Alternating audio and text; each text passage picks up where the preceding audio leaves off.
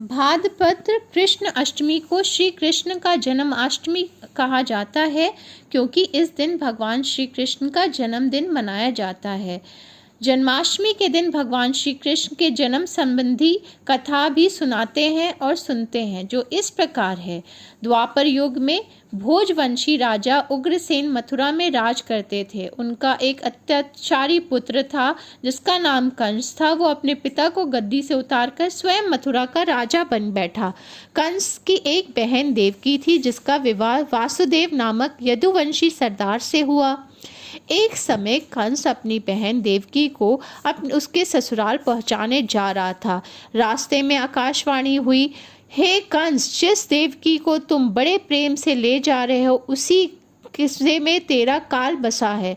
इसके गर्भ से 8वां संतान तेरा वध करेगा।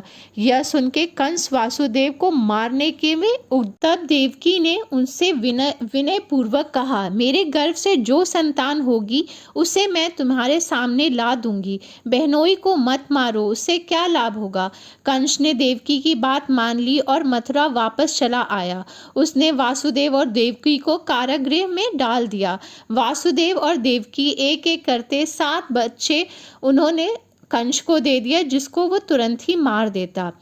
अब 8वां बच्चा होने वाला था। कारागार पर कड़े पहरे बैठा दिए गए। उसी समय नंद की पत्नी यशोदा को भी बच्चा होने वाला था। उन्होंने वासुदेव देवकी को दुखी जीवन को देख 8वें बच्चे की रक्षा का उपाय रचा। जिस समय वासुदेव देवकी के पुत्र पैदा हुआ, उसी समय संजोग से यशोदा के गर्भ में से एक कन्या का जन्म हुआ, जो कुछ नहीं सिर्फ माया थी।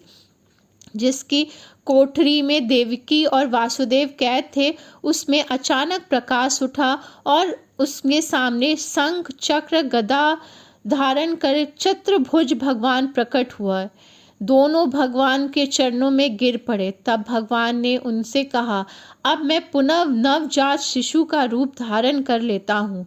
तुम मुझे इसी समय अपने मित्र नंद जी के घर वासुदेव में भेज आओ और उनके यहाँ से जो कन्या जन्मी है उसे लाकर कंस के हवाले कर दो। उस समय वातावरण अनुकूल नहीं था, फिर भी तुम चिंता ना करो, जाते हुए पर्देदार हो जाओ कारागृह। उसी समय यमुना को पार करते हुए वासुदेव नवजात शिशु को सूप में रख के कारागृह से निकल पड़ते हैं अथवा यमुना को पार कर नंद जी के घर पहुंच जाते हैं।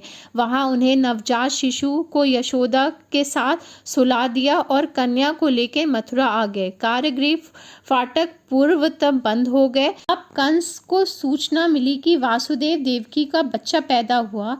उसने बंदी गृह में जाकर देवकी के हाथ से नवजात कन्या छीनकर पृथ्वी पर पटक दी, परंतु वह कन्या आकाश में उड़ गई और वहां से कहा, अरे मूर्ख, तुम मुझे मारने जा रहा था। तुझे मारने वाला तो वृंदावन में जा पहुंचा है। वो जल्दी तुम्हें तेरे पापों से का दंड देगा। यह है कृष्ण जन्म कथा। जय श्री कृष्णा।